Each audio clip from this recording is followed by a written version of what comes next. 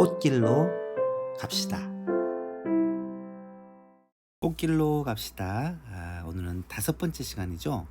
성경시대의 여러 유물들에 대해서 한번 생각해 보고자 합니다. 성경이 왜 어려운 것일까에 대해서 우리가 쭉 살펴보고 있는데요. 가장 먼저 성경 전체의 흐름을 이해해야 성경이 읽어진다고 말해서 이것을 역사적, 신학적 이해라고 말씀했습니다. 성경 전체의 흐름을 이해하기 위해서는 3가지가 필요한데, 먼저 성경 66권의 구성에 대해서 알아야 하고, 또 이스라엘의 역사에 대해서 알아야 하고, 그 다음에 성경 전체를 보는 관점이 있어야 한다고 말씀드렸습니다. 이 2가지 연결시켜서 생각해 봐야 되고요. 또 성경 전체를 읽는 관점을 구속사적인 관점과 하나님의 나라의 관점으로 우리가 지난 시간에 살펴보았죠. 오늘은 성경에 나오는 건축물이라든지 물건들, 도시들, 그런 유물들을 본 적이 없기 때문에, 그래서 고고학적인 이해라고 표현을 했습니다. 성경에 나오는 모든 것들을 직접 눈으로 본 적이 없기 때문에 와닿지 않을 수밖에 없습니다. 따라서 사진이나 그림으로라도 볼 수 있다면 성경 이해에 크게 도움이 된다는 것이죠. 그래서 우리가 오늘은 모든 것을 다 볼 수 없지만 그 중에 몇 가지라도 한번 직접 보면서 성경을 이해했으면 좋겠습니다. 먼저 노아의 방주와 바벨탑 사건에 대해 생각해 볼 텐데요. 이건 제가 일일이 설명하면 시간이 많이 걸리기 때문에 좋은 사이트를 하나 소개해 주겠습니다. 성경과학연구소 153 쉴터교회라고 되어 있는 이 사이트인데요. 이거는 유튜브 채널입니다. 유튜브 채널인데 굉장히 도움이 되는 채널이에요. 과학자가 바라볼 성경, 과학자의 입장에서 성경의 내용들을 분석하고 정리해 놓은 것인데, 창조론 진화론, 진부한 내용이지만 매우 중요한 내용이고요. 또 노아의 방주, 다니엘 연대기 이외에도 정말 100개가 넘는 엄청나게 많은 자료들이 있습니다. 우리가 궁금해하는 거의 모든 것이 다 되어 있는 것 같아요. 여기 주로 이제 김명현 박사님의 글들이, 그런 강의들이 다 기록이 되어 있는데, 참 제가 전에부터 알고 있었고, 창조과학회 활동할 때부터 이분의 강의를 굉장히 많이 들었고요. 또 전에 교회에서 청년들, 학생들에게 이분을 초청해서 강의를 많이 하기도 했고, 또 유튜브로도 굉장히 많이 도움을 받고 있습니다. 지금 우리 가족들이, 우리 아이들에게 이 김명현 박사님의 강의를 하나씩 보여주고 있습니다. 재밌어요. 재밌고 굉장히 유익합니다. 여러분 혹시 이 성경과학연구소라는 이 사이트에 들어가서 한번 강의를 들어보시면 이 성경에 대한 내용들이 정말 진짜구나.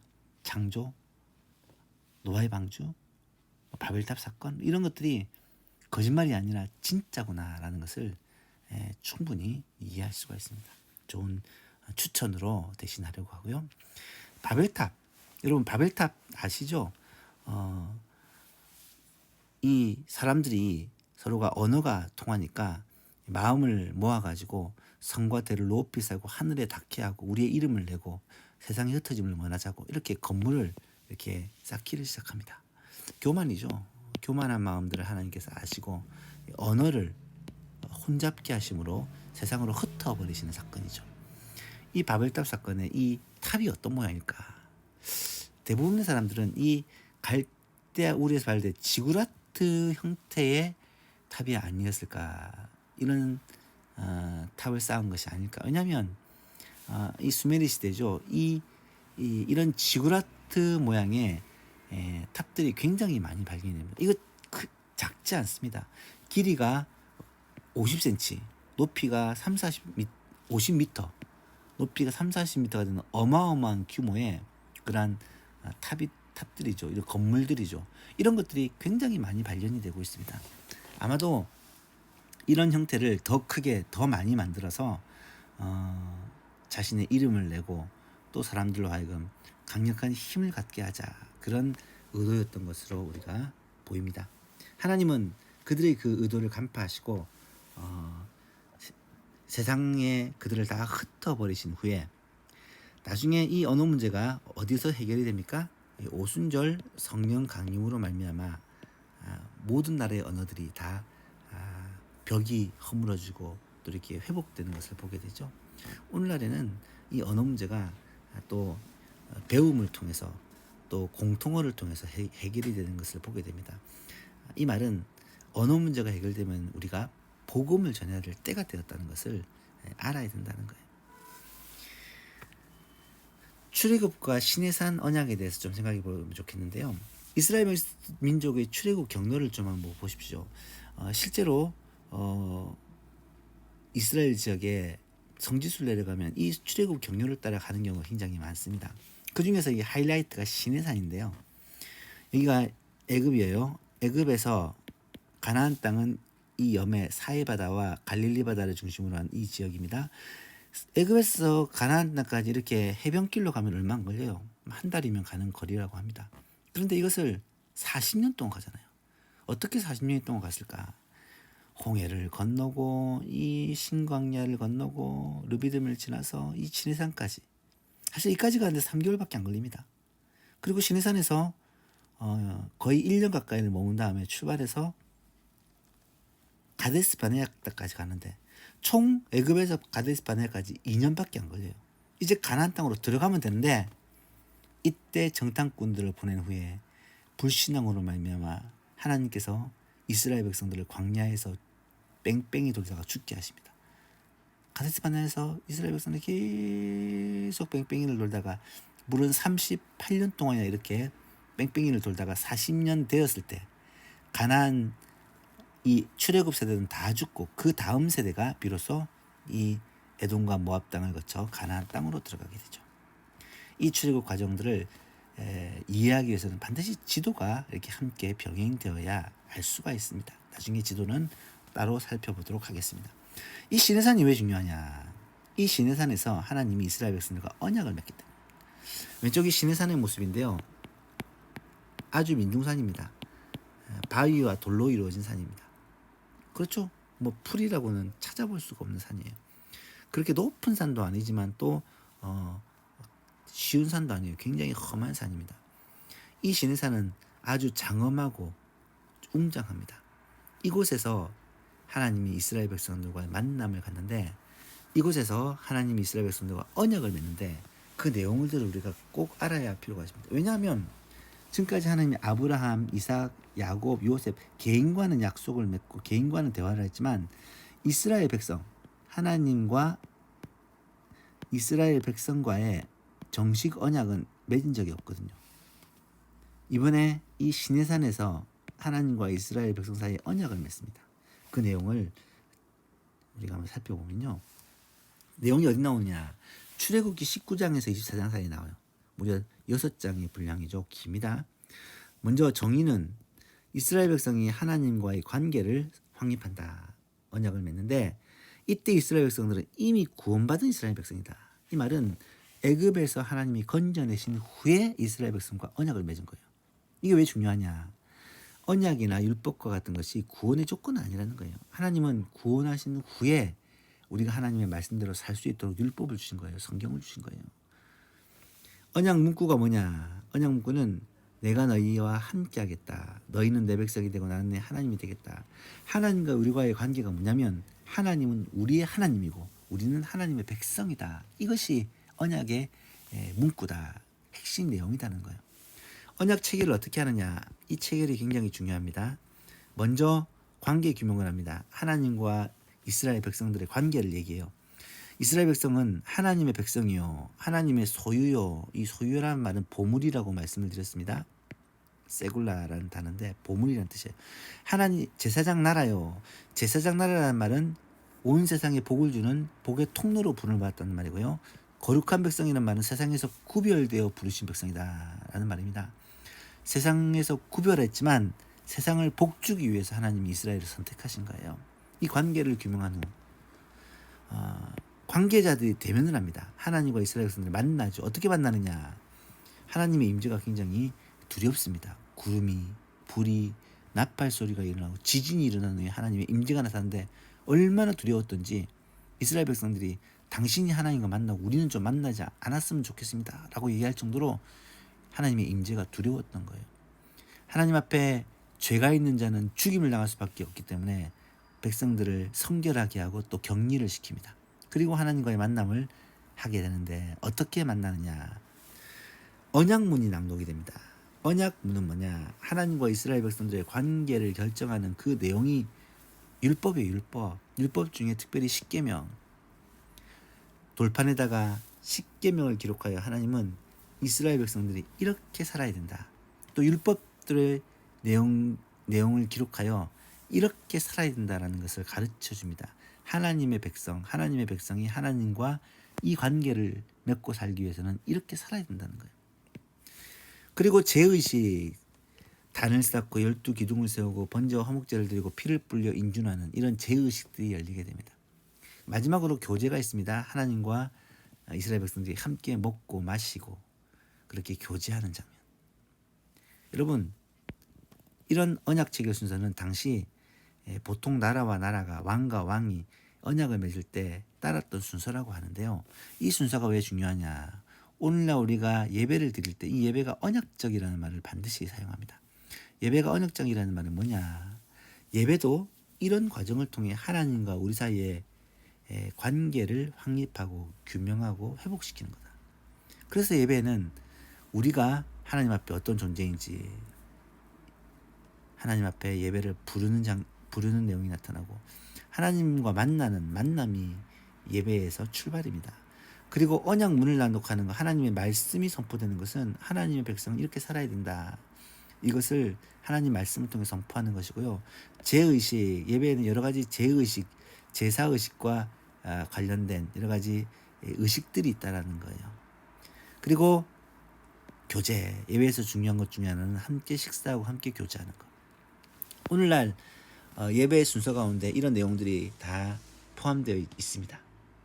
지금은 코로나 때문에 식사를 못해요. 이 식사가 참 예배에서 너무너무 중요한 부분인데 진짜 기도합니다. 조만간에 코로나가 잠잠해지고 함께 모여서 예배드리고 함께 모여서 식사하는 그날이 올 것이다 라고 확신합니다.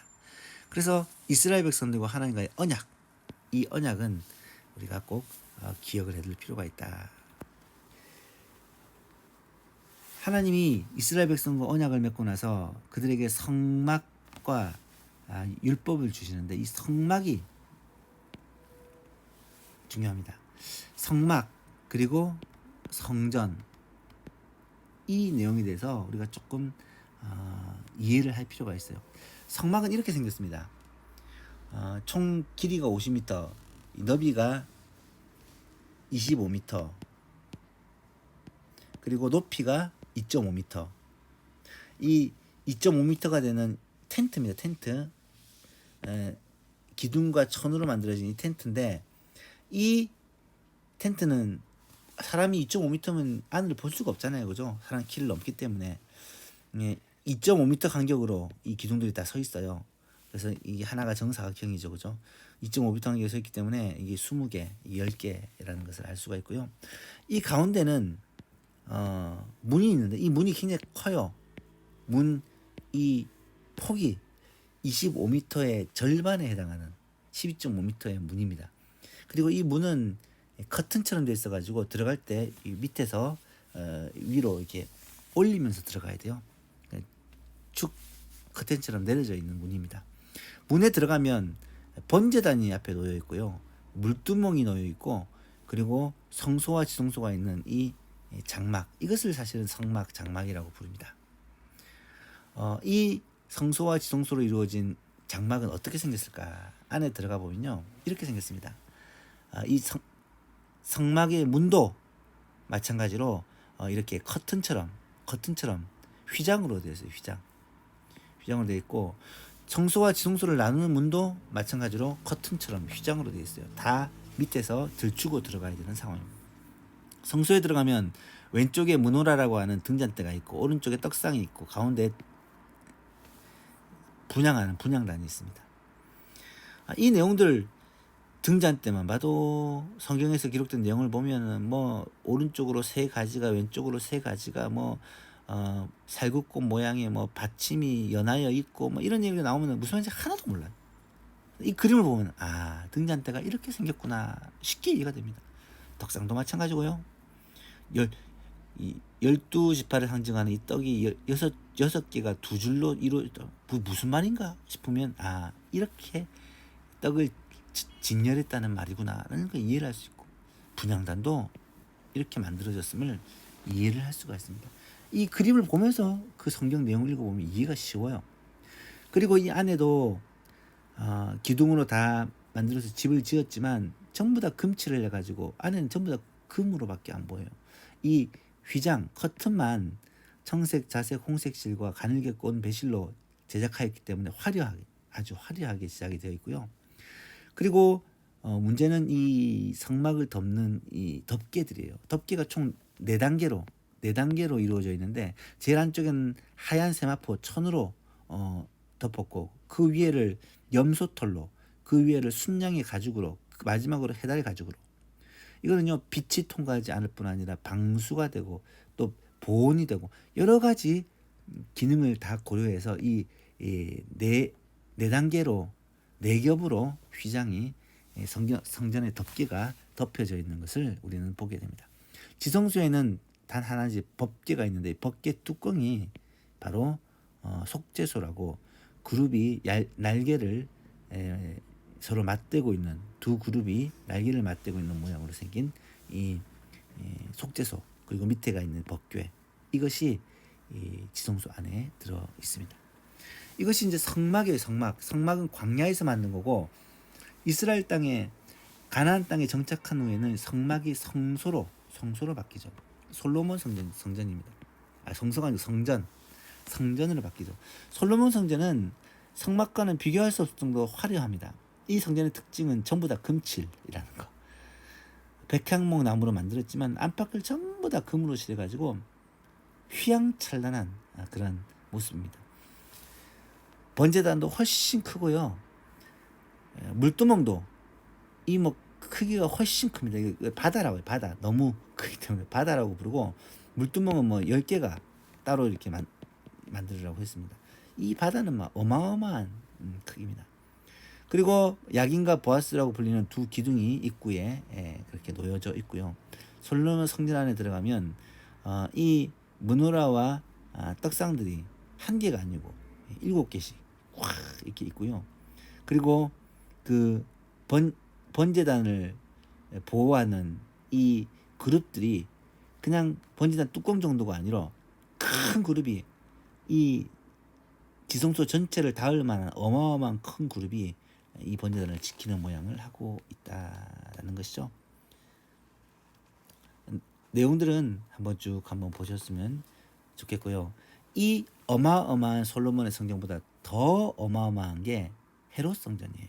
헤롯 성전은 스룹바벨 성전, 제2성전이라고 불리는 스룹바벨 성전을 보수한 것인데, 확장한 것인데, 헤롯 성전은 그 규모부터 어마어마합니다.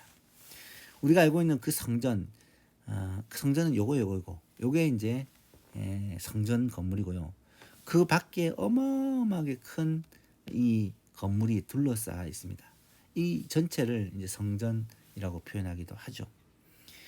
이 성전의 이 바깥들을 이방인의 뜰이라는, 이것이 이제 이방인의 뜰인데, 이 이방인의 뜰도 사실은 성전입니다. 이곳에서 장사들이 소도 팔고 짐승도 팔고 돈도 바꾸고 하는데, 예수님은 그것을 다 쫓아내 버리죠.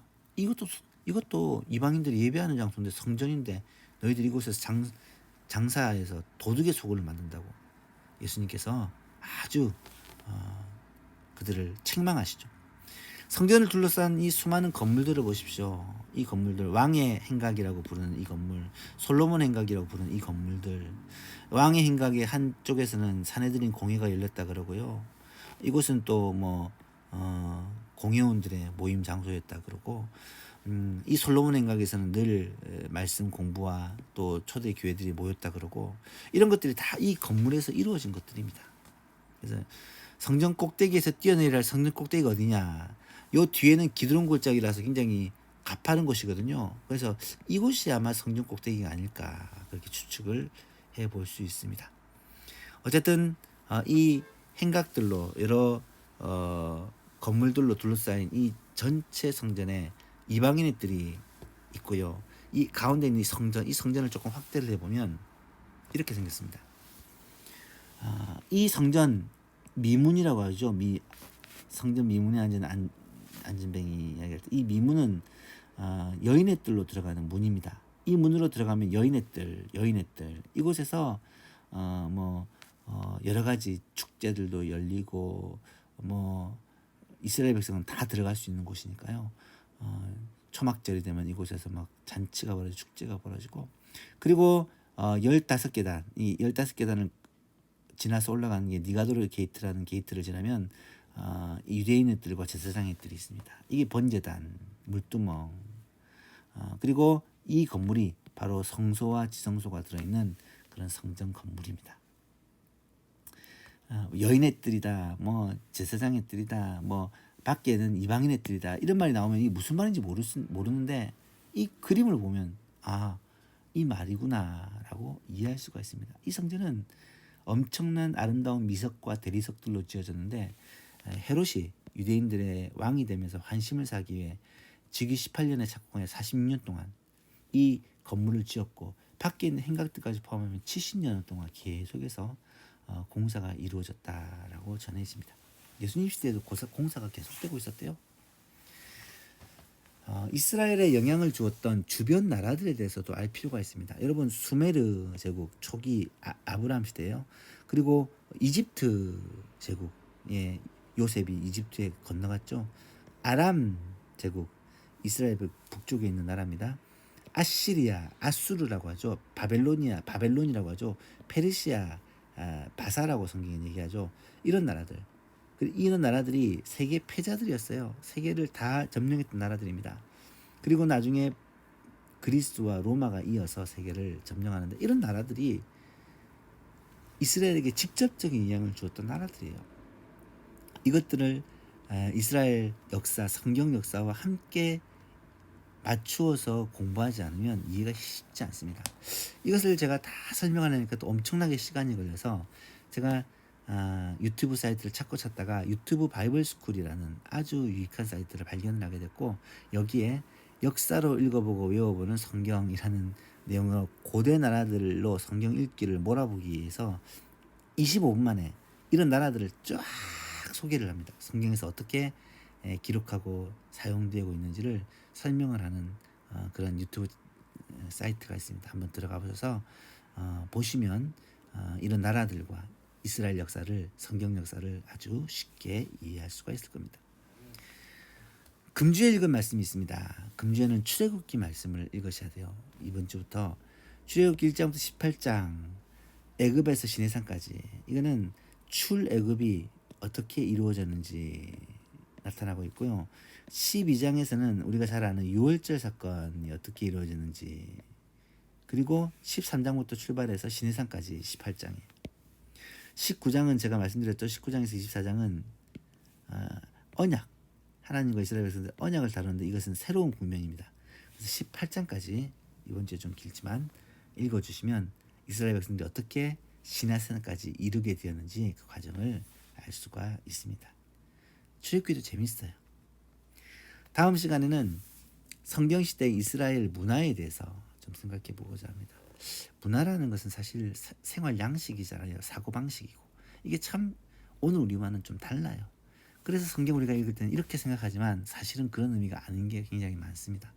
이것도 전부 다 일일이 다 설명할 수는 없지만 몇 가지라도 직접 생각해 보면서 말씀을 읽는데 굉장히 큰 도움을 얻고자 합니다. 오늘은 여기까지. 다음 주에 뵙도록 하겠습니다.